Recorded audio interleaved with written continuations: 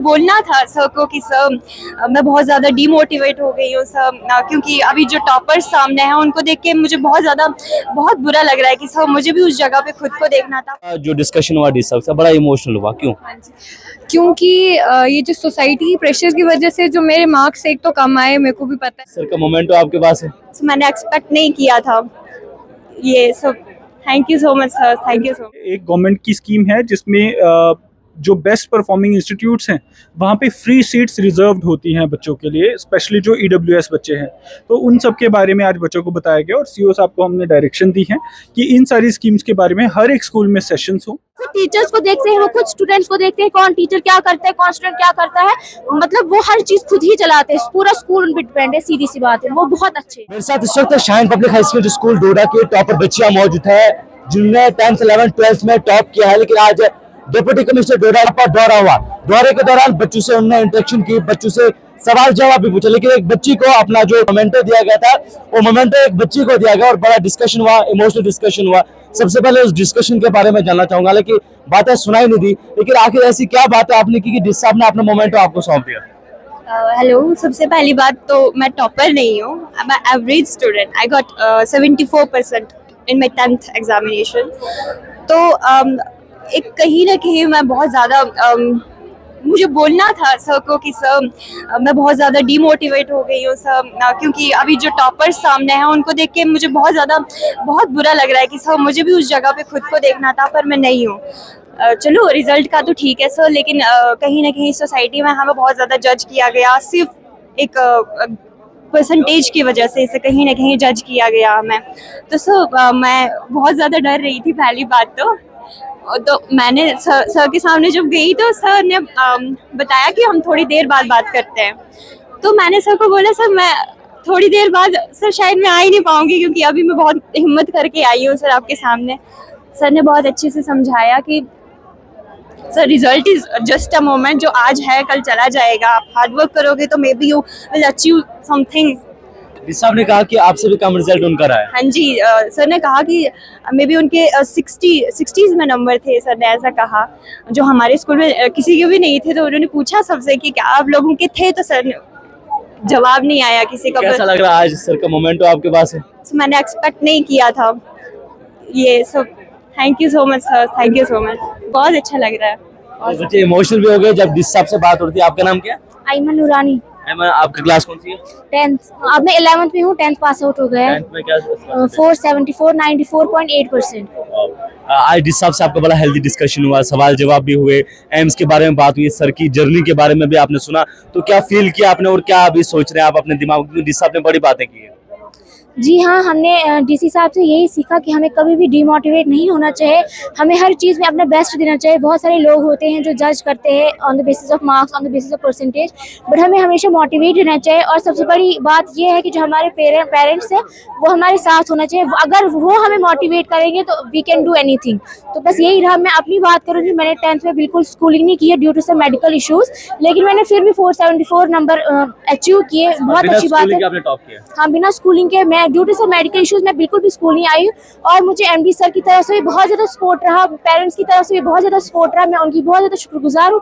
लेकिन फिर भी मैंने 474 मार्क्स लिए और ये मेरे लिए 500 के बराबर है, तो आई एम वेरी हैप्पी। और हमने यही सीखा कि कभी भी डिमोटिवेट नहीं होना है, हमेशा मोटिवेटेड रहना है। और सबसे बड़ी बात ये है कि हमारे पेरेंट्स हमारे साथ होने चाहिए, फिर जाके हम कुछ कर पाएंगे। आपका नाम? सफिया। आप क्लास 11th। 10th से पास आउट हुए? यस क्या सर। परसेंटेज रही आपकी? मेरी 96.4। अच्छा, सर ने कहा कि परसेंटेज, सर की परसेंटेज आपने सुनी, सर की परसेंटेज आपने सुनी, यस सर। क्या सीखा आपने सर से? सर से यही सीखा कि सबसे पहले हमें तो कंसेप्ट अपने क्लियर रखने हैं, अच्छे से पढ़ाई करनी है चाहे, लेकिन परसेंटेज मैटर नहीं करती है। जब हम कोई कॉम्पिटिटिव एग्जाम क्लियर करेंगे तो वही मैटर करता है ज़्यादा। स्कूल का कितना इंपॉर्टेंट रोल मानते हैं आपके लिए? इतना अच्छा इवेंट यहाँ पर रखा है, उन बच्चों को सामने लाया है जिनकी परसेंटेज नहीं है, इसके अलावा जिन बच्चों ने अच्छा परफॉर्म किया उनको आज सामने लाया।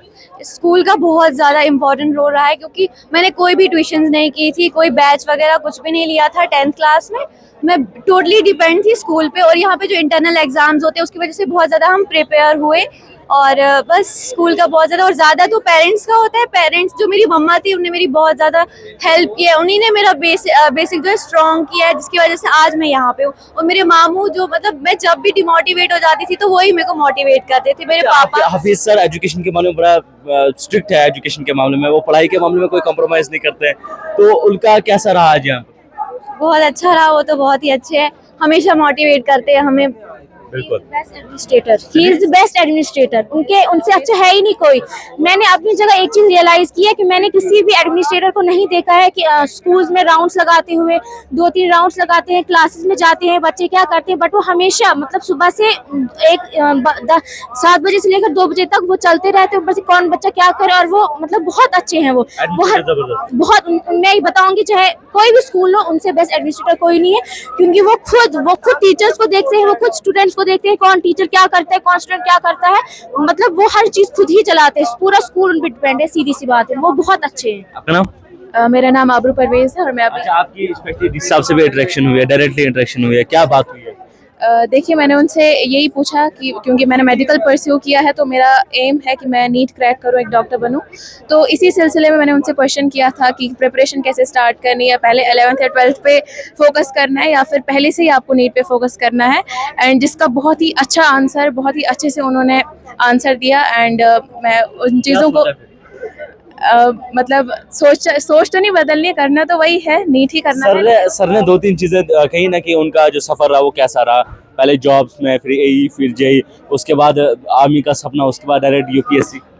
देखिए, इनकी बातों से, हमारे डीसी सर की बातों से मुझे ये बात समझ में आई कि हमारे लाइफ में बहुत सारे प्रोज एंड कॉन्स, बहुत सारे ऊंच नीच चीज़ें मतलब हो सकती हैं, लेकिन हमें अपने गोल को भूलना नहीं है। हमारा जो एम है, हमें उस गोल को देखते हुए चलना है, and then we can do anything. हम बहुत बार फेल भी होंगे, लेकिन फेल होने का मतलब पूरी लाइफ में फेल हो जाना नहीं है, ये एक अटेम्प्ट होता है, ये भी एक सक्सेस का पार्ट होता है। तो इनकी। आपका नाम? अस्मा शुक्र। आपकी परसेंटेज?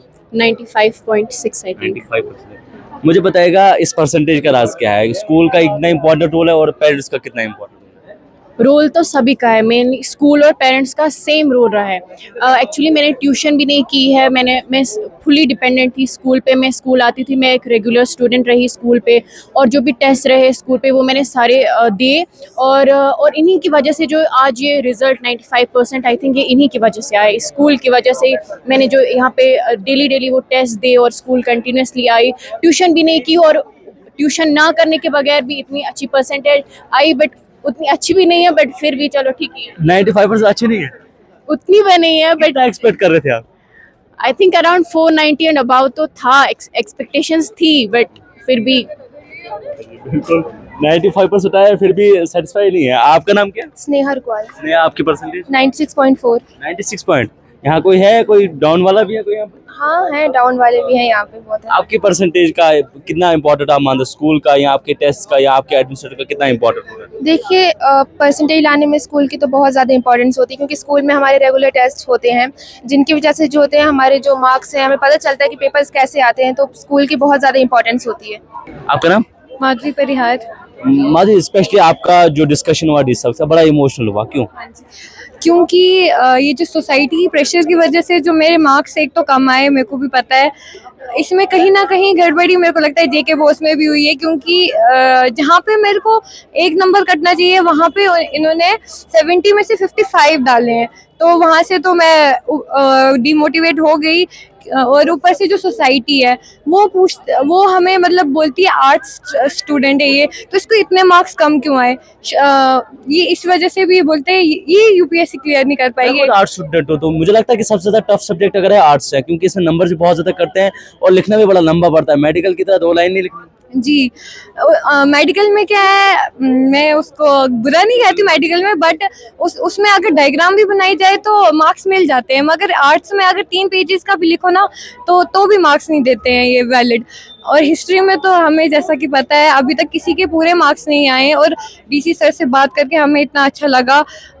जो मन के अंदर बोझ था एक क्वेश्चन पूछने का कि सर से ये पूछूं इन चीज़ों के बारे में, तो वो पूरा हो गया, क्योंकि डीसी सर काफ़ी इंटेलेक्चुअल पर्सन है। वो काफ़ी इंटरेक्ट करते हैं बच्चों से, और जो उनका वे इंटरेक्ट करने का बच्चों से वो काफ़ी अच्छा है, और वो फ्रैंक भी है। ऐसे एडमिनिस्ट्रेशन मैंने आज तक नहीं देखी है। अच्छा मुझे बताइए, सोसाइटी में जो लोग बातें करने वाले होते हैं उनकी खुद की कोई क्वालिफिकेशन देखता है तो वो ना के बराबर रहती है, तो क्या वो सिर्फ बातें करते हैं? जी, ये तो फैक्ट है। जो ऐसी बातें करता है तो उस क्वालिफिकेशन। जाहिर सी बात है कि उसने स्कूल पढ़ा नहीं होता ठीक से, जी वो इस सफर से गुजरा नहीं होता है। जी, वो तो सही बात है, क्योंकि जो लोग जज करते हैं वो खुद मतलब वो ऐसा सफर से कहना गुजरे नहीं चाहिए नहीं गुजरे होते हैं, तो ऐसे बाकी खुद को भी बुरा लगता है, नहीं ये ऐसा बोल रहा है, तो पर्सन डीमोटिवेट हो जाता है कि क्या पता आगे भी ना कर पाऊँ, मैं इतने बड़े गोल्स अचीव ना कर पाऊँ। जैसे मेरे क्लासमेट्स हैं, उन्होंने बहुत अच्छा किया, मैं बहुत खुश हूँ, क्योंकि जो भी टॉपर है मेरे दो तो बेस्ट फ्रेंड्स हैं मेरे, उनने टॉप किया है, तो मैं उनके लिए भी बहुत खुश हूँ। बाकी अब कोशिश रहेगी कि इनके साथ साथ हमें भी आगे चलें। Thank you. बिल्कुल, सोसाइटी का एक इम्पोर्टेंट रोल रहता है, और सोसाइटी में जज करने वाले लोग कौन होते हैं? बहुत से लोग बच्चों और बच्चियों को जो है वो डिमोटिवेट करते हैं, लेकिन उनका खुद का एजुकेशन बैकग्राउंड देखा जाए तो कभी वो सफर से गुजरे नहीं होते हैं। जब बच्चा 60% या 70% परसेंटेज लेता है तो उसके बाद उस बच्चे या उस बच्ची को जो है वो सुनाया जाता है, लेकिन उनका खुद का बैकग्राउंड देखा जाए तो कभी इस सफर से गुजरे नहीं होते हैं। जो इस सफर से गुजरा होता है, जो इस परसेंटेज या इस स्कूलिंग से गुजरा होता है, तो जाहिर सी बात है वो कभी बच्चे को डिमोटिवेट नहीं करेगा, या कभी बच्चे को बोलेगा नहीं कि यार आपने इतने कम मार्क्स क्यों लाए, क्योंकि वो सफर से गुजरा होता है, उसे मालूम होता है, उसे इल्म होता है कि ये सफर कितना मुश्किल होता है। तो फिलहाल बहुत बहुत मुबारक इन बच्चों को जिन्होंने अच्छा टॉप किया, और स्पेशली आज डी साहब यहाँ पर आए, बड़ा हेल्दी डिस्कशन हुआ, बच्चों से इंटरेक्शन हुई है, बच्चों को उनके एम्स के बारे में बताया गया, और सर ने जब अपनी हिस्ट्री बताई तो बहुत सारे बच्चे जो है वो मोटिवेट हो गए, और उन्होंने भी कहीं ना कहीं अपना एम बदला, वो भी कह रहे हैं कि हम भी यूपीएससी जो है एक बार ट्राई जरूर करेंगे। कि जब हम स्कूल में होते हैं और हम सब उस दौर से गुजर चुके हैं, तो हमारे मन में बहुत सारे डाउट्स होते हैं। हमें हर कोई जज कर रहा होता है, कई बार हमें अपनी परफॉर्मेंस अच्छी नहीं लगती है, कई बार हमारे अपने पेरेंट्स हम पे डाउट करना शुरू हो जाते हैं, और हमें अपना फ्यूचर कहीं ना कहीं शायद थोड़ा डार्क दिखना शुरू हो जाता है। तो आज हमने जो बेस्ट परफॉर्मेंस बच्चे थे उनको रिवॉर्ड दिए, but at the same time जो बच्चे उतना अच्छा नहीं परफॉर्म कर पा रहे हैं, जो उतने सेटिस्फाइड नहीं हैं, जो फील करते हैं कि उनके पेरेंट्स उनको काइंड ऑफ वो चीज़ नहीं फील करवा पा रहे, पेरेंट्स को उतना प्राउड नहीं फील करवा पा रहे हैं, उन बच्चों से बातचीत की कि कैसे लाइफ के बड़े बड़े बैटल्स की तैयारी करनी है रादर देन शॉर्टर एग्जाम्स, कैसे ज़िंदगी को ओवरऑल एक अचीवमेंट की तरह देखना है रादर देन छोटे छोटे एग्जाम्स की अचीवमेंट्स पे फोकस करना, और कैसे अगर आप अच्छा कर रहे हो तो और कैसे अच्छा करना, और अगर आप उतना अच्छा नहीं कर रहे हो तो कैसे अपने आप को एक सेटिस्फेक्शन देना और ज़िंदगी में अच्छा कुछ करना है, एक अच्छा इंसान बनना है, उसके बारे में बातचीत हुई। बहुत सारे बच्चों ने उम्मीद जताई कि वो जल्द हमें वापस मिलेंगे और अच्छा परफॉर्म करते हुए कॉन्फिडेंस के साथ कुछ सालों बाद मिल पाएंगे कि they are satisfied and they are content with their life, and how they have contributed their bit to change the world, to improve the lives of the people. यही सब के बारे में बात हुई, और मुझे उम्मीद है कि आज की जो इंटरेक्शन शाहीन पब्लिक स्कूल में हुई, जिसमें हमारे टॉपर बच्चों को फेलिसिटेट किया गया और हमारे सारे बच्चों से बातचीत हुई, उसका एक अच्छा नतीजा मिलेगा हमारे पूरे ज़िला के लिए और पूरे जे.एंड.के के लिए। सर आपने फ्री कोचिंग की बात की, नीट कोचिंग की, तो क्या आपको लगता है कि बच्चे कितना बढ़ चढ़ कर उसमें आ गए हैं? कहीं ये तो नहीं कि फ्री का नाम सुन के उनको लगता है कि शायद यहाँ पर एक अच्छी क्वालिटी एजुकेशन नहीं मिलेगी? देखिए, हर एक प्राइवेट इंस्टीट्यूट जो अलग अलग कोचिंग्स करवा रहे हैं, अब क्योंकि आज कोचिंग्स कहीं ना कहीं ज़रूरी भी हैं बच्चों के लिए, क्योंकि वो टिप्स एंड ट्रिक्स एंड एक स्ट्रेस्ड एटमॉस्फेयर में एक लिमिटेड टाइम फ्रेम में मैक्सिमम क्वेश्चन सॉल्व करना और अच्छे मार्क्स अचीव करना, और उसी के बेसिस पे एडमिशन्स होती है, जॉब्स मिलती हैं। तो बच्चों के लिए एक गवर्नमेंट की स्कीम है जिसमें जो बेस्ट परफॉर्मिंग इंस्टीट्यूट्स हैं वहाँ पे फ्री सीट्स रिजर्व्ड होती हैं बच्चों के लिए, स्पेशली जो ईडब्ल्यूएस बच्चे हैं। तो उन सब के बारे में आज बच्चों को बताया गया, और सीईओ साहब को हमने डायरेक्शन दी है कि इन सारी स्कीम्स के बारे में हर एक स्कूल में सेशंस हों, ताकि बच्चे इन चीज़ों का फ़ायदा उठा सकें और डोडा का बच्चा भी कम्पीट कर सके जो बड़े शहरों के बच्चे हैं उनसे।